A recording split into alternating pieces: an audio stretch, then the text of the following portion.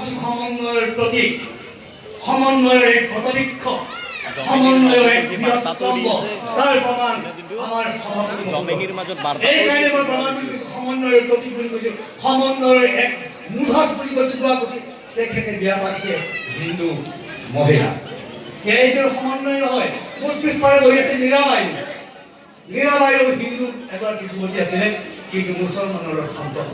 এয়া যিটো সম্প্ৰীতি নহয়, এয়া যিটো সম্প্ৰীতি এৰাজৰি নহয়, এয়া যিটো সমন্বয়ৰ যাত্ৰা নহয়। হেল্ল' ইয়েছ শ্ৰদ্ধাৰ মোৰ হিয়াৰামতো ৰাইজ, মোৰ প্ৰাণৰ ৰাইজ, মোৰ চেনেহৰ ৰাইজ, মই বেছি দীঘলীয়া নকৰোঁ, যিহেতু ইয়াৰ পিছত সাংস্কৃতিক অনুষ্ঠান আছে। মই মোৰ চব পৰিচয় দিব বিচাৰিছোঁ।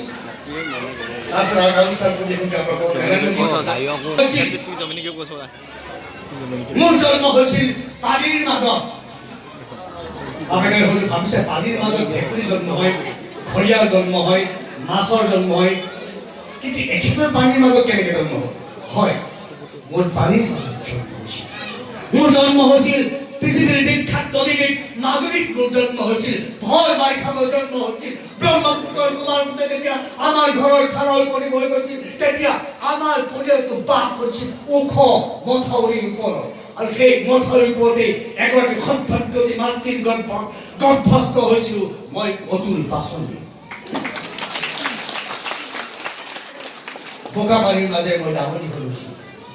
সত্ৰৰ নামঘৰৰ কেঁচা বুজাতে মই অভিনয়ৰ অৱা ক দিছিলোঁ, আদি পাঠ শিকিছিলোঁ। সত্ৰীয় সংস্কৃতি মোৰ হাড়ৰ শিমলিলে প্ৰতিটো বাৰ তেজত এতিয়াও সিঁচৰিত হৈ আছে। সৰুৰ পৰাই শিল্পৰ লগত মই জড়িত আছিলোঁ, সেইকাৰণে আপোনালোকৰ আশীৰ্বাদত মই অতুল পাচনি।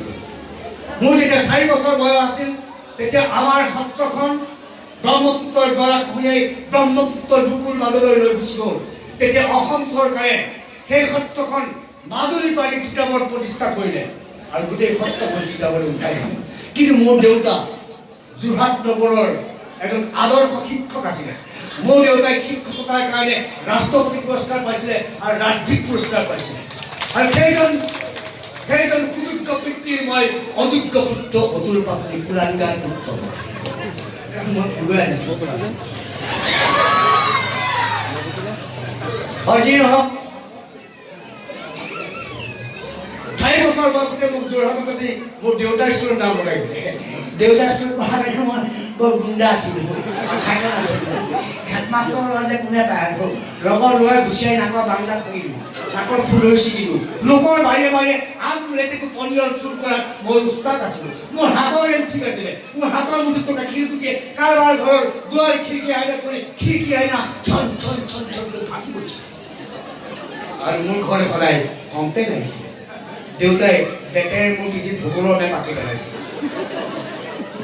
আৰু সৰ্বশেষত অভিনয়ৰ প্ৰতি প্ৰেম থকাৰ কাৰণে এদিন ঘৰৰ পৰা মই নিৰুদ্দেশ হৈ গৈছিলোঁ, অন্তৰ্ধান হৈ গৈছিলোঁ। ঘৰৰ মানুহে চিন্তা কৰিলে অতুল কলৈ গ'ল, কোনোবা উগ্ৰপন্থীৰ ওপৰত গুচি গ'ল নেকি? অতুল কলৈ গ'ল, কোনোবা ডকাইতে মাৰি পেলালে নেকি? অতুল কলৈ গ'ল, অতুল কোনোবা চোৰ বদমাছ হ'ল নেকি? গোটেই চুবুৰীত চিন্তা, যোৰহাট টাউনত চিন্তা। যোৰহাটৰ পৰা এটা ল'ৰা হেৰাই গৈছে, এজন অভিনেতা হেৰাই গ'ল। কিন্তু এমাহৰ পিছতেই যোৰহাট নগৰৰ বাসিন্দাই গম পালে অতুল কোনো উগ্ৰপন্থী দলত যোৱা নাই, অতুল কোনো ডকাইত দলত ভৰ্তি হোৱা নাই, অতুল সঠিক জেগাতে গৈছে। মই ঘৰৰ পৰা পলাই গৈ ভ্ৰাম্যমাণ থিয়েটাৰলৈ গৈছিলোঁ। শুৱালকুছিত জন্ম হৈছিল অপ্সৰা থিয়েটাৰ, আৰু সেই অপ্সৰা থিয়েটাৰতেই মই এজনী অভিনেত্ৰীক লগ পাইছিলোঁ, মিঠা বৰণীয়া, উজ্জ্বল চকুৰ, বিশ্বনাথ চাৰিআলি পাইছিলে।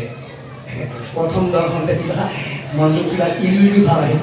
এইটোৱে বিয়া পাতিছি, মানে ইলুকা বৰ্ত পাই লাগি বিয়া পাতিছি যি হ'ব ডাইলাগ খাটাং মাৰিলেও মাৰিব, কাটিলেও কাটিব। মই এই আই লাভ ইউ বুলি কৈ দিয়াই ভাল। সেইবুলি চুচুক চামাককৈ বহুত বৰ হাতটো ভাঙি তাই খাই কৰোঁ আৰু